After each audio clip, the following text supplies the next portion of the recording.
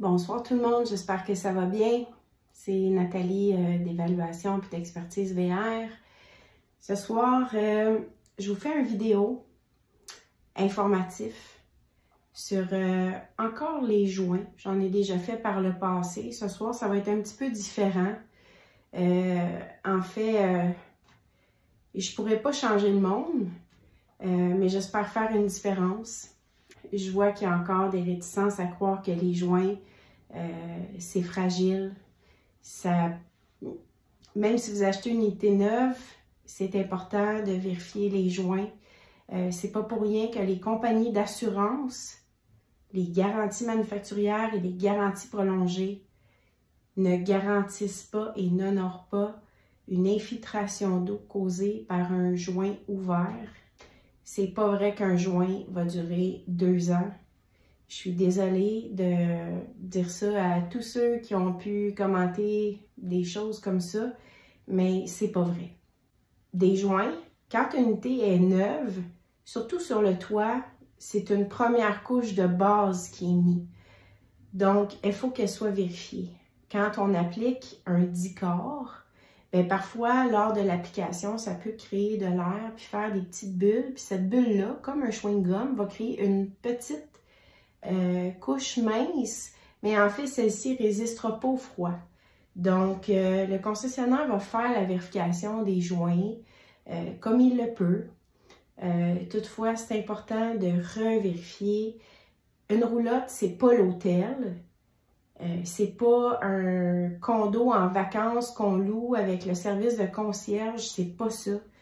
Une roulotte, là, on va avoir beaucoup de plaisir. Puis là, je dis roulotte, ça peut être un VR, ça peut être une caravane portée. Mais toutefois, tout ce qui est véhicule de camping, là, ça prend de l'entretien. Si vous pensez là, que c'est bon, là, vous achetez ça neuf, usagé, puis que ça n'a pas besoin d'entretien, c'est peut-être pas l'achat à faire.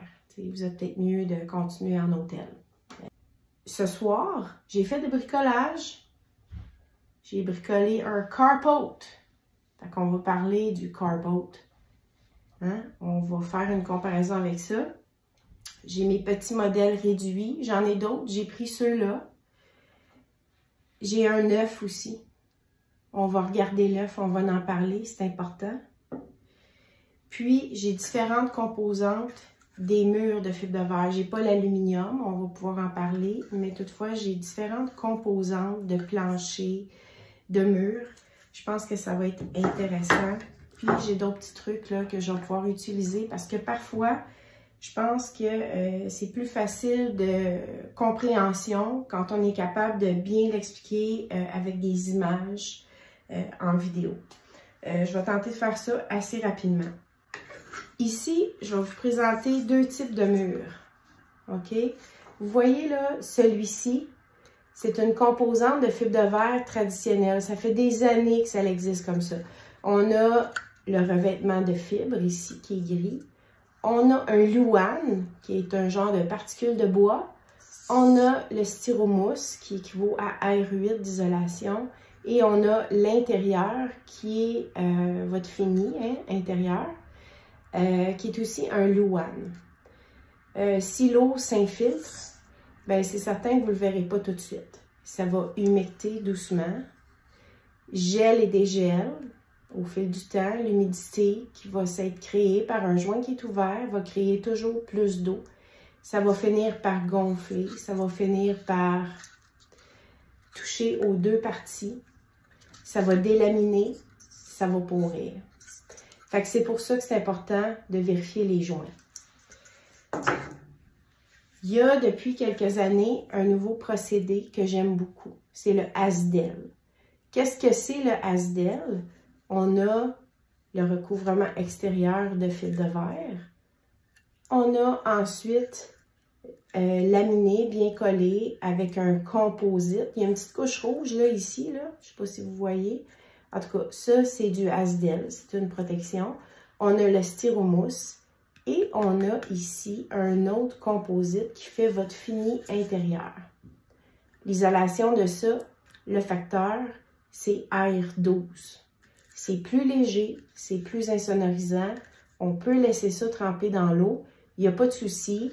Je veux dire, ça ne fera pas délaminer, ça ne fera pas des ballons au fil du temps. Parfois, ce qu'on voit avec le Azdel, quand c'est sous presse, puis que la colle, elle n'est pas nécessairement bien appliquée également, avec la chaleur du soleil intense, oups, ça peut comme décoller, mais avec le froid, ça va se replacer. C'est pas une infiltration d'eau. Toutefois, c'est beaucoup plus résistant, le Azdel. C'est ce que je recommande. C'est plus cher, ça c'est certain, mais c'est vraiment meilleur. Ensuite, les planchers. Il y a certains planchers, moi j'ai apporté cet échantillon-là. Il y a des planchers maintenant qui sont synthétiques. Lui, c'est un genre de composite, en fait, une pièce. Il n'y a pas de bois. Il va avoir parfois des structures d'aluminium, c'est certain, mais toutefois, c'est laminé une pièce. C'est vraiment synthétique, là. Fait que si on a une ouverture de scellant, ici, je vais prendre mon petit modèle réduit, ici dans le haut, peu importe. Oups, le joint il rouvre, l'eau se met à s'infiltrer. Bon, elle est en tôle, là, on s'entend. Mais bon, si on pense qu'elle est en fibre de verre, l'eau va s'infiltrer. Ben l'eau va glisser dans le mur. Si c'est du Azdel, il n'y a pas de souci, ça ne gonflera pas. Il faut quand même maîtriser parce qu'il y a quand même de la boiserie à l'intérieur. On ne veut pas que ça s'abîme. Certaines unités ont des planchers standards. L'eau qui va glisser va abîmer le plancher. Donc, il faut vérifier. Et certaines unités ont ce type de plancher-là. Il y en a d'autres, c'est d'autres genres. Là. Moi, j'ai apporté celui-là. Mais bref, c'est synthétique. Vous pouvez vous informer selon la conception. C'est toujours plus cher. On s'entend. Donc, le plancher, parfois, est fait comme ça. Fait que si l'eau glisse dans le mur, qui est en Azdel, si l'eau glisse ici parce qu'il y a un joint qui n'a pas été bien vérifié, qui n'a pas été calfeutré, ah bien, toutefois, on est beaucoup plus à l'abri des dommages. Oups, des dommages. Donc, voilà. Fait que je continue comme ça.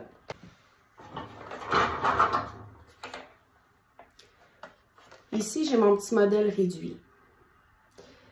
C'est certain, là, oui, des joints, ça peut être à l'épreuve des intempéries, mais il y a une limite. C'est une roulotte, c'est pas une maison, ça bouge. Hein? Sur le chemin, là, ça va bouger comme ça. C'est sur un frein qui est souple, normal, parce que sinon, tout va craquer.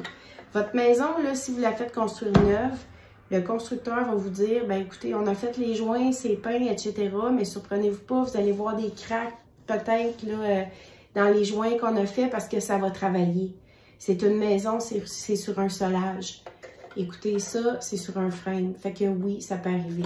Puis si les gens ne vérifient pas leurs joints régulièrement, je suis désolée de vous apprendre ça si vous ne le saviez pas, mais oui, vous allez avoir des problématiques. À moins d'avoir un œuf, un moule, il n'y a rien d'installé dessus. Il est sain, hein? Ça coule pas. Il va mouiller, il va neiger, tout. Il n'y a pas de souci, là. Hein? C'est un œuf, c'est une coquille. Là, il n'y aura pas de souci. Il y en a des unités fabriquées comme ça. Cependant, ils sont coupés en deux. Le moule, il y a un moule par-dessus, puis un moule en dessous. Il y a des campeurs comme ça, il y a des roulottes comme ça. Ça va ressembler un petit peu à ça ici. Bon, c'est en stainless, là. C'est un truc pour le thé, mais je vais juste vous l'expliquer. Ils vont venir l'appliquer comme ça. Il y a beaucoup moins de chances ici d'infiltration d'eau.